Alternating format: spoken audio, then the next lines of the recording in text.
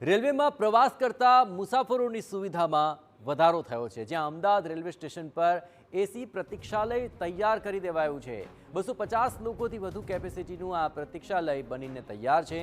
અનેક સુવિધાઓથી સજ્જ રૂમ તૈયાર કરાયો છે। નાના બાળકો માટે બેબી કેર રૂમની સુવિધાઓ છે।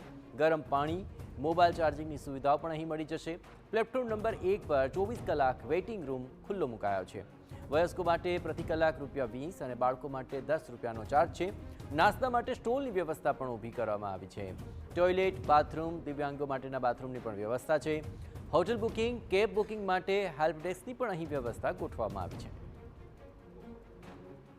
4200 સ્ક્વેર ફૂટમાં બનાવવામાં આવ્યું છે, જેની સિટિંગ કેપેસિટી છે 250 પેસેન્જર। આમાં રિઝર્વ પેસેન્જરની કેપેસિટી છે 250। આમાં ખાસિયત એ છે કે તમે જ્યારે એન્ટર થશો, જ્યારે તમે એન્ટર થાવ છો મેઇન એન્ટ્રન્સથી, ત્યારે લેફ્ટ સાઈડમાં એની એક તમારી જે પેસેન્જર આવશે એની ટિકિટ બતાવશે, એમની એક પરચી આપવામાં આવશે, જેની અંદર એનો એન્ટ્રી ટાઈમ અને એક્ઝિટ ટાઈમ બંને લખવામાં આવશે। એને 1 કલાકના અહીંયા ₹20 છે, 2 કલાકના ₹40 છે, 3 કલાકના ₹60 છે, તો ચાર્જ રાખવામાં આવ્યો છે।